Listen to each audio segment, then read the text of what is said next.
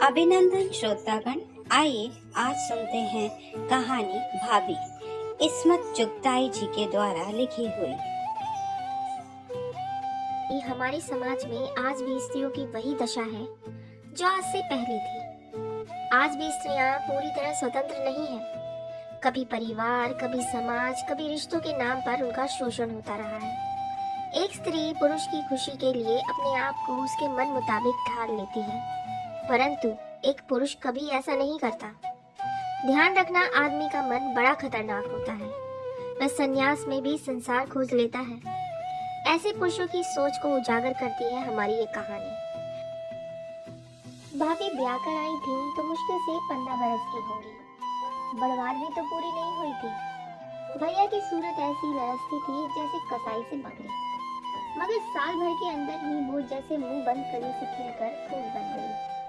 आंखों में हिम्मत जैसी वहशत दूर होकर गुरूर और शरारत भर गई। भाभी आजाद फिजा में पड़ी थी। हिरनियों की तरह कुलाचे भरने की आदत थी, मगर ससुराल और मैकार दोनों तरफ से उस पर कड़ी निगरानी थी। और भैया की भी यही कोशिश थी कि अगर जल्दी से उसे पक्की गृहस्थी ना बना दिया गया तो वो भी अपनी बड़ी बहन की तरह कोई गुड़ खिलाएगी। हालांकि वो शादीशुदा थी, लिहाजा उसे गृहस्थी बनाने पर जुट गए।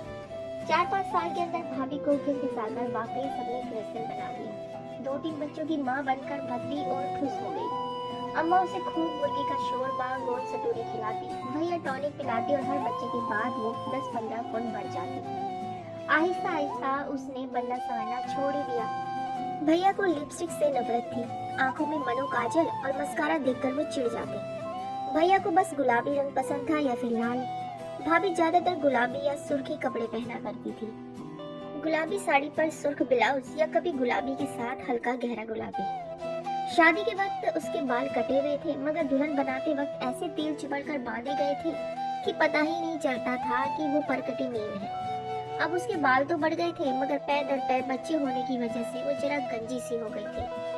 वैसे भी वो बाल कसकर मैरी धज्जी से बांध दिया करती थी।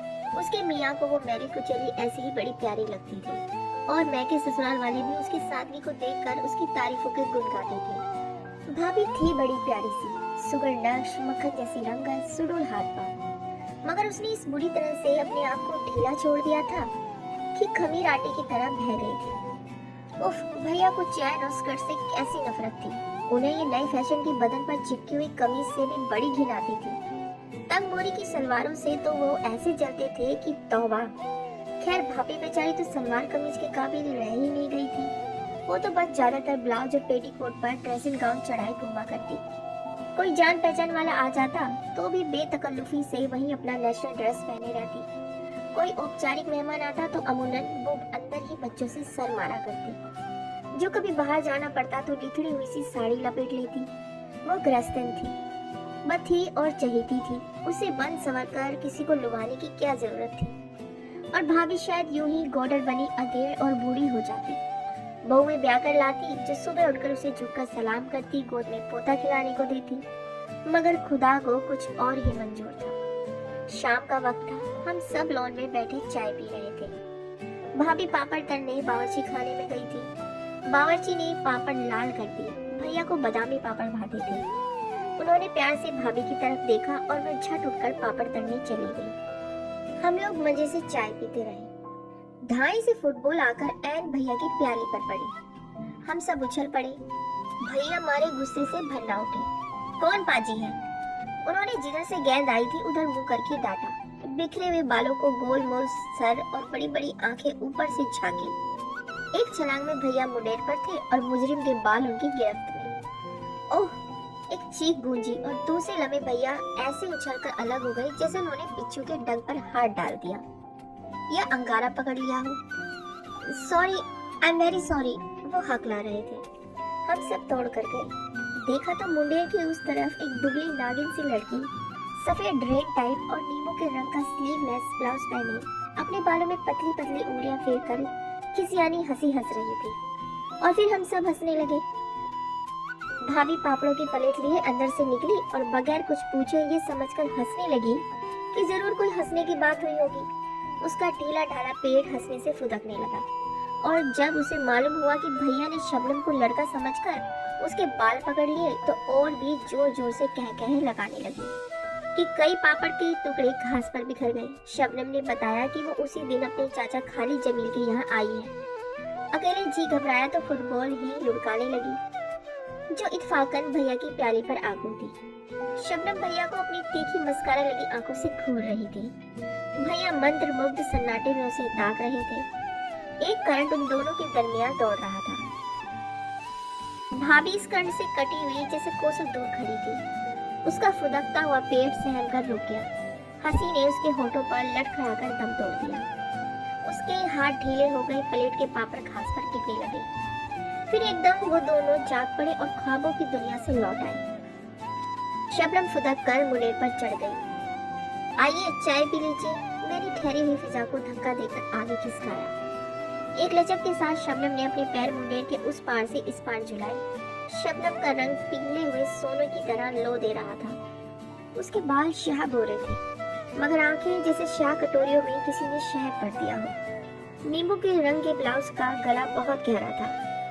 होठ तरबूजी रंग के और उसी रंग की नील पॉलिश लगाए वो बिल्कुल किसी अमेरिकी इश्तिहार का मॉडल मालूम हो रही थी। भाभी से कोई फुट भर लंबी लग रही थी, हालांकि मुश्किल से 2 इंच ऊंची होगी। उसकी हड्डी बड़ी नाजुक थी, इसलिए कमर तो ऐसी कि छल्ले में पिरो दो।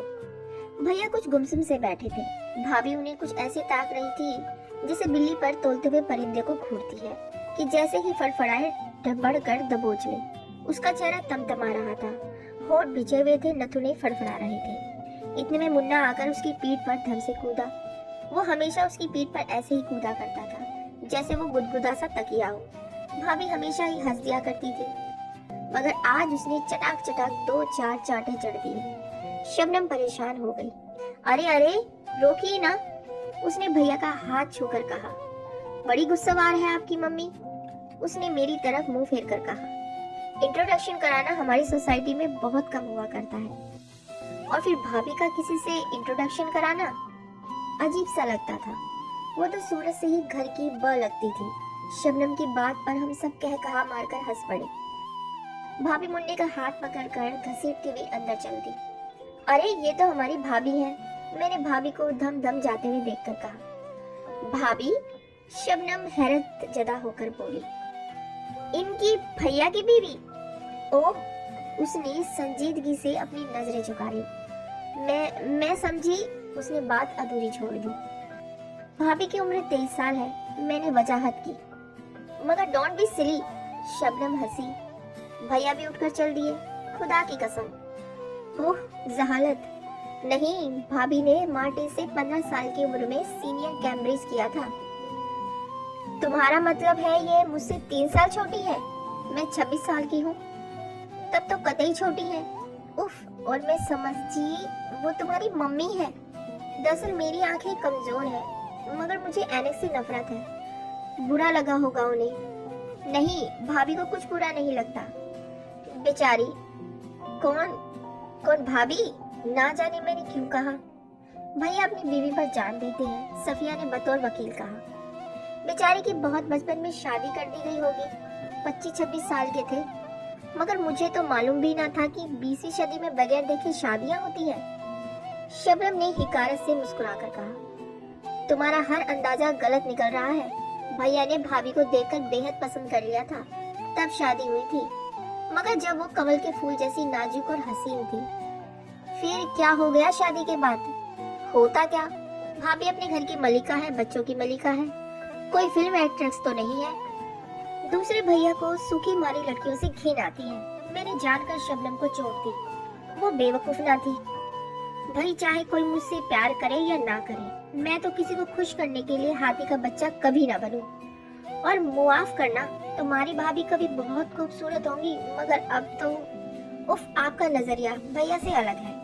मैंने बात टाल दी, और जब वो बल खाती सीधी सुडौल टांगों को आगे पीछे झुलाती नन्हे नन्हे कदम रखती मुंडेर की तरफ जा रही थी। भैया बरामदे में खड़े थे। उनका चेहरा सफेद पड़ गया था और बार बार अपनी गुद्दी सहला रहे थे, जैसे किसी ने वहां जलती हुई आग रख दी हो। चिड़िया की तरह फुदक कर वो मुंडेर छलांग गई। पल भर को पलटकर उसने अपनी शरबती आंखों से भैया को तोला और छलावे की तरह कोठी में गायब हो गई। भाभी लॉन पर झुकी हुई तकिया आदि समेट रही थी। मगर उसने एक नजर न आने वाला तार देख लिया जो भैया और शबनम की निगाहों के दरमियान दौड़ रहा था।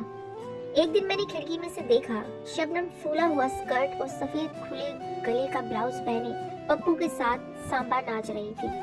उसका नन्हा सा पिकनीस कुर्ता टांगों में उलझ रहा था। वह ऊंचे ऊंचे कहकहे लगा रही थी। उसकी सुडोल सांवली टांगे हरी हरी घास पर थिरक रही थी। काले रेशमी बाल हवा में छलक रहे थे। 5 साल का पप्पू बंदर की तरह फुदक रहा था, मगर वो नशीली नागिन की तरह लहरा रही थी। उसने नाचते नाचते नाक पर अंगूठा रख कर मुझे चिढ़ाया। मैंने भी जवाब में घूंसा दिखा दिया, मगर फौरन ही मुझे उसकी निगाहों का पीछा कर कर मालूम हुआ कि ये इशारा वो मेरी तरफ नहीं कर रही थी। भैया बरामदे में अहमकों की तरह खड़े कुद्दी सहला रहे थे और वह उन्हें मुंह चिढ़ाकर जला रही थी। उसकी कमर में बल पड़ रहे थे, कूले मटक रहे थे, बाहें थरथरा रही थी, होंठ एक दूसरे से जुदा लरच रहे थे। उसने सांप की तरह लब से जुबान निकालकर अपने होठों को चाटा। भैया की आंखें चमक रही थी और वह खड़े दांत निकाल रहे थे। मेरा दिल धक से रह गया।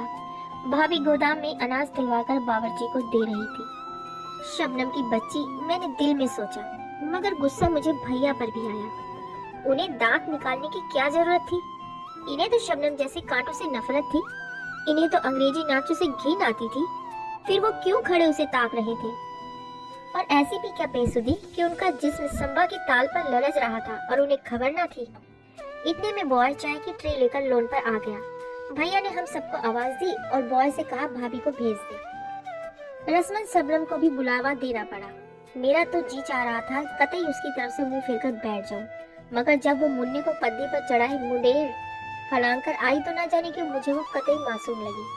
मुन्ना स्कार्फ लगामों की तरह थामे हुए था और वो घोड़े की चाल उछलती हुई लॉन पर दौड़ रही थी। भैया ने मुन्ने को उसकी पीठ से उतारना चाहा, मगर वो और चिमट गया। अभी और थोड़ा चले आंटी। नहीं बाबा, आंटी में दम नहीं, शबनम चिल्लाई। बड़ी मुश्किल से भैया ने मुन्ने को उतारा, मुंह पर एक चांटा लगाया। एकदम तड़पकर शबनम ने उसे गोद में उठा लिया और भैया के हाथ पर जोर का थप्पड़ लगाया। शर्म नहीं आती? इतने बड़े ऊंट के ऊंट छोटे से बच्चे पर हाथ उठाते हैं। भाभी को आता देखकर उसने मुन्ने को गोद में दे दिया। उसका थप्पड़ खाकर भैया मुस्कुरा रहे थे। देखिए तो कितनी जोर से थप्पड़ मारा है। मेरे बच्चे को कोई मारता तो मैं उसका हाथ तोड़ देती। उसने शरबत की कटोरियों में जहर घोलकर भैया को देखा और फिर हंस रहे हैं बेहया। दम भी है जो हाथ तोड़ोगी? भैया ने उसकी कलाई मरोड़ी। वो बल खाकर इतनी जोर से चीखी कि भैया ने कांप कर उसे छोड़ दिया और वो हंसते हंसते जमीन पर लौट गई। चाय के दरमियान भी शबनम की शरारतें चलती रही। वो बिल्कुल कमसिन छोकरियों की तरह चुगले कर रही थी। भाभी गुमसुम बैठी थी। आप समझे होंगे शबनम के वजूद से डर कर उन्होंने अपनी तरफ तवज्जो देनी शुरू कर दी होगी। जी कतई नहीं। वो तो पहले से भी ज्यादा मैली रहने लगी, पहले से भी ज्यादा खाती। हम सब तो हंस ज्यादा रहे थे, मगर वो सर झुकाए निहायत तन्मयता से केक उड़ाने में मशरूफ थी। चटनी लगा लगा कर भजिए निकल रही थी। सिके हुए तोशों पर ढेर सा मक्खन लगा लगा कर खाए जा रहे थे। भैया और शबनम को देख देख कर हम सब भी परेशान थे और शायद भाभी भी फिक्रमंद होंगी, लेकिन अपनी परेशानी को वो मुर्गन खानों में दफन कर रही थी। उन्हें हर वक्त खट्टी डकारें आया करती, मगर वो चूरन खा खा कर पुलाव कोरमा हजम करती। वो सहमी सहमी नजरों से भैया और शबनम को हंसता बोलता देखती। भैया तो कुछ और भी जवान लगने लगे थे। शबनम के साथ वो सुबह शाम समंदर में तैरते। भाभी अच्छा भला तैरना जानती, मगर भैया को स्विमिंग सूट पहने औरतों से सख्त नफरत थी। एक दिन हम सब समंदर में नहा रहे थे। शबनम 2 धज्जियां पहने नागिन की तरह पानी में बल खा रही थी। इतने में भाभी जो देर से मुन्ने को पुकार रही थी आ गई। भैया शरारत के मूड में तो थे ही। दौड़कर उन्होंने पकड़ लिया और हम सब ने मिलकर उन्हें पानी में घसीट लिया। जब से शबनम आई थी भैया बहुत शरारती हो गए थे। एकदम से वो दांत किचकिचाकर भाभी को हम सब के सामने भेज लेते। उन्हें गोद में उठाने की कोशिश करते, मगर वे उनके हाथों से बोबल मछली की तरह फिसल जाती। फिर वो खिसियाकर रह जाती, जैसे कल्पना में वो शबनम को ही उठा रहे थे, और भाभी लज्जित होकर फौरन पुडिंग या कोई मजेदार डिश तैयार करने चली जाती। उस वक्त जो उन्हें पानी में धकेला गया तो वो गठरी की तरह लुढ़क गई। उनके कपड़े जिस्म पर चिपक गए और उनके जिस्म का सारा भौनापन भयानक तरीके से उभर आया। कमर पर जैसे किसी ने रजाई लपेट दी थी। कपड़ों में वो इतनी भयानक नहीं मालूम होती थी। ओह कितनी मोटी हो गई हो तुम, भैया ने कहा। उफ तोन तो देखो। बिल्कुल गामा पहलवान मालूम हो रही हो। आह, 4 बच्चे होने के बाद कमर। मेरे भी तो 4 बच्चे हैं, मेरी कमर तो डल्लब बिल्लो का गद्दा नहीं बनी। उन्होंने अपने सुडौल जिस्म को ठोक बजाकर कहा और भाभी मुंह उठाए भीगी मुर्गी की तरह पैर मारती, झुरझुराई लेती, रेत में गहरे गहरे गड्ढे बनाती, मुन्ने को घसीटती चली गई। भैया बिल्कुल बेतवज्जो होकर शबनम को पानी में डुबकियां देने लगे। जब नहाकर आए तो भाभी सर झुकाए खुबानियों के मुरब्बे पर क्रीम की तह जमा रही थी। उनके होठ सफेद हो रहे थे और आंखें सुर्ख थी। गटारची की गुड़िया जैसे मोटे मोटे गाल और सूजे हुए मालूम हो रहे थे। लंच पर भाभी बेइंतहा गमगीन थी, लिहाजा बड़ी तेजी से खुबानियों का मुरब्बा और क्रीम खाने में जुटी हुई थी। शबनम ने डिश की तरफ देखकर ऐसी फरेरी ली जैसे खुबानियां ना हो, सांप बिच्छू हो। जहर है जहर, उससे नफासत से ककड़ी का टुकड़ा कुतरते हुए कहा और भैया भाभी को घूरने लगे, मगर वो शपाशप मुरब्बा उड़ाती रही। हद है, उन्होंने नथुनी फड़फड़ा कर कहा। भाभी ने कोई ध्यान न दिया और करीब करीब पूरी डिश प्लेट में उड़ेल दी। उन्हें मुरब्बा शोरबा खाता देखकर ऐसा मालूम होता था जैसे वोर ईर्ष्या द्वेष के तूफान को रोकने के लिए बांध बांध रही हो। खुदा के लिए बस करो, डॉक्टर भी मना कर चुका है। ऐसा भी क्या चटोरपन, भैया ने कह ही दिया। मोम की दीवार की तरह भाभी पिघल गई। भैया का नस्तर चर्बी की दीवारों को चीरता हुआ ठीक दिल में उतर गया। मोटे मोटे आंसू भाभी के फूले हुए गालों पर फिसलने लगे। सिसकियों ने जिस्म के ढेर में जला पैदा कर दिया। दुबली पतली और नाजुक लड़कियां जिस लतीफ और सुहाने अंदाज में रोती हैं, मगर भाभी को रोते देखकर बजाय दुख के हंसी आती थी, जैसे कोई रुई के भीगे हुए ढेर को डंडों से पीट रहा हो। वे नाक पोंछती हुई उठने लगी, मगर हम लोगों ने रोक दिया और भैया को डांटा। खुशामद कर कर वापस उन्हें बैठा लिया। बेचारी नाक सुड़काती बैठ गई, मगर जब उन्होंने कॉफी में 3 चम्मच शक्कर डालकर क्रीम की तरह हाथ बढ़ाया तो एकदम ठिठक गई। सहमी हुई नजरों से शबनम और भैया की तरफ देखा। शबनम बमुश्किल अपनी हंसी रोके हुई थी। भैया मारे गुस्से से रुआसे हो रहे थे। वो एकदम भन्नाकर उठे और जाकर बरामदे में बैठ गए। उसके बाद हालत और बिगड़ी। भाभी ने खुल्लम खुल्ला ऐलाने जंग कर दिया। किसी जमाने में भाभी का पठानी खून बहुत गर्म था। जरा सी बात पर हाथापाई पर उतर आया करती थी और 12 भैया से गुस्सा होकर बजाय मुंह फुलाने के वो खुकार बिल्ली की तरह उन पर टूट पड़ती। उनका मुंह खसोट डालती, दांतों से गिरेबान की धज्जियां उड़ा देती। फिर भैया उन्हें अपनी बाहों में भींच कर बेबस कर देते और वो उनके सीने से लगकर प्यासी डरी हुई चिड़िया की तरह फुट फुट कर रोने लगती। फिर मिलाप हो जाता और झेपी खिसियानी वो भैया के मुंह पर लगे हुए खरोचों पर प्यार से टिंचर लगाने देती, उनके गिरेबान को रफू कर देती और मीठी मीठी शुक्रगुजार आंखों से उन्हें ताकती रहती। ये बात तब की बात है जब भाभी हल्की फुल्की तितली की तरह तर्रार थी। लड़ती हुई छोटी सी पश्चिम बिल्ली मालूम होती थी। भैया को उन पर गुस्सा आने की बजाय और शिद्दत से प्यार आता, मगर जब उन पर गोश्त ने जिहाद बोल दिया वो बहुत ठंडी पड़ गई थी। उन्हें अव्वल तो गुस्सा ना ही आता और अगर आता भी तो फौरन इधर उधर काम में लगकर भूल जाती।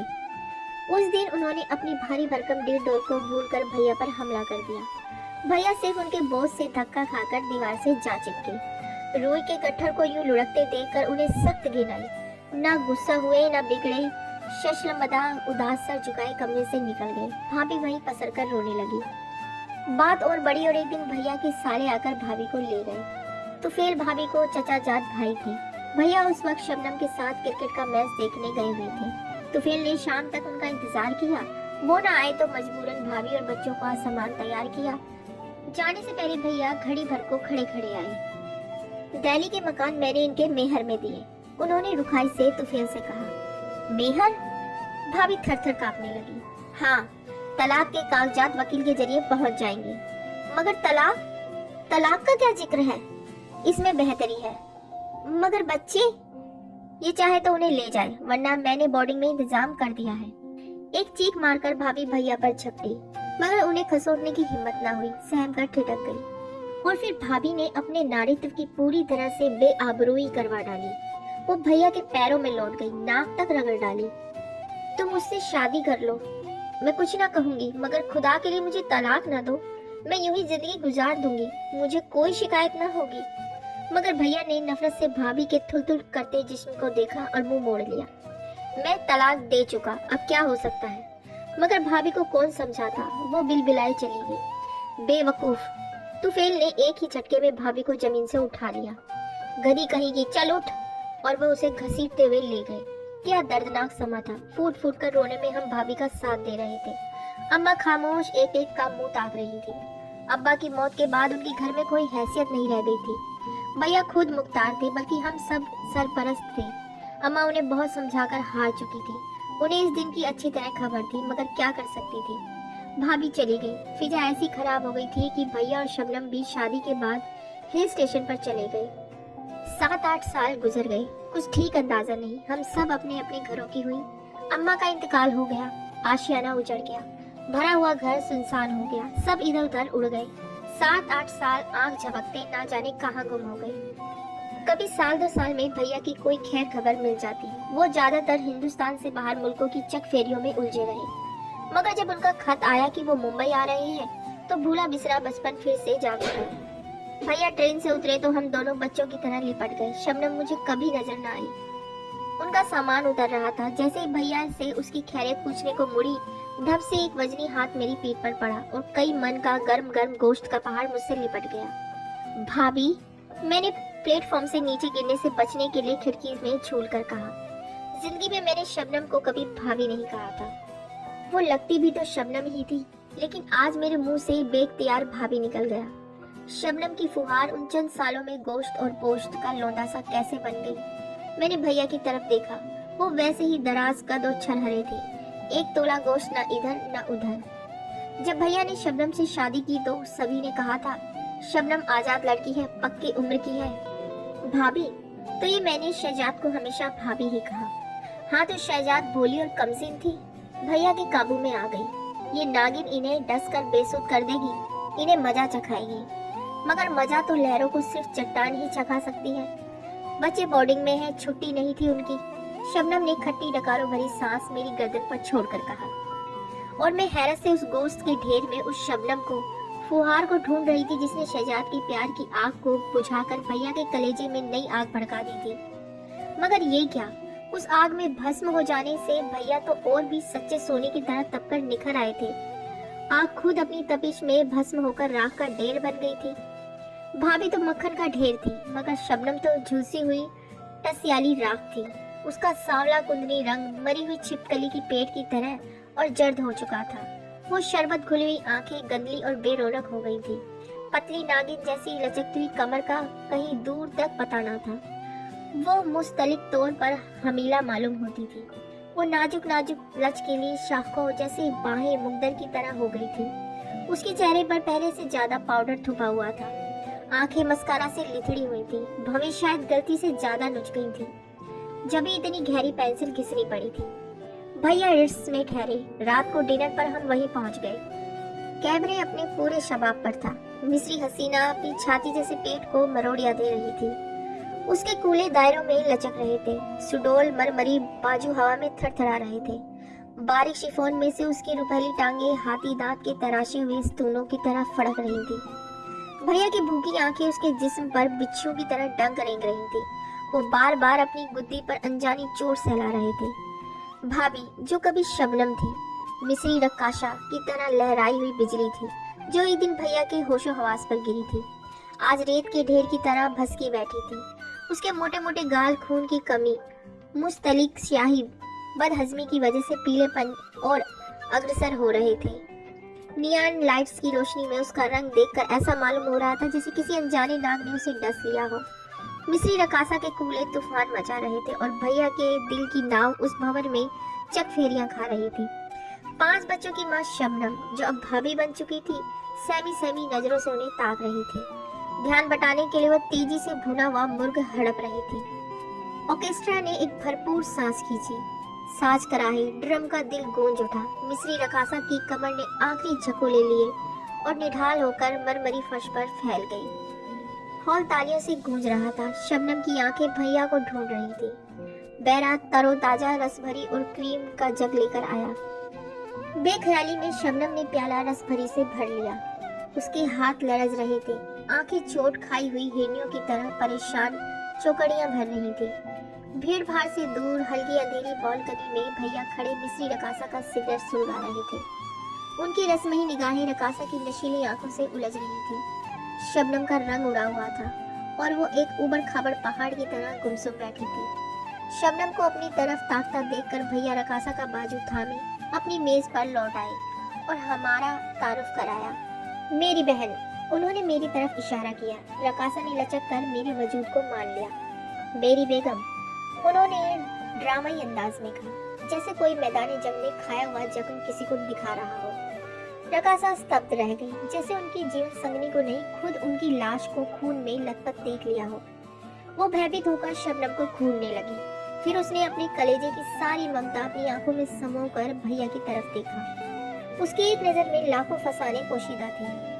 उफ, ये हिंदुस्तान, जहाँ जहालत से कैसी कैसी प्यारी हस्तियां रस्मो रिवाज पर कुर्बान की जाती हैं। काबिले परस्तिश है वो लोग और काबिले रहम भी, जो ऐसी ऐसी सजाएं भुगतते हैं। मेरी शबनम भाभी ने रकासा की निगाहों में ये सब पढ़ लिया। उसके हाथ कांपने लगे। परेशानी छुपाने के लिए उसने क्रीम का जग उठाकर रसभरियों पर उड़ेल दिया और जुट गई। प्यारे भैया, हैंडसम और मजलूम, सूरज देवता की तरह हसीन और रोमांटिक, शहद भरी आंखों वाले भैया, चट्टान की तरह अटल, एक अमीर शहीद का रूप सजाए बैठे मुस्कुरा रहे थे। एक लहर चूर चूर उनके कदमों में पड़ी दम तोड़ रही थी। दूसरी नई नवेली लचकती हुई लहर उनकी पथरीली बाहों में समाने के लिए बेचैन और बेकरार थी। कहानी सुनने के लिए बहुत बहुत धन्यवाद श्रोताओं। कृपया मेरे चैनल को लाइक करें, शेयर करें और सब्सक्राइब अवश्य करें।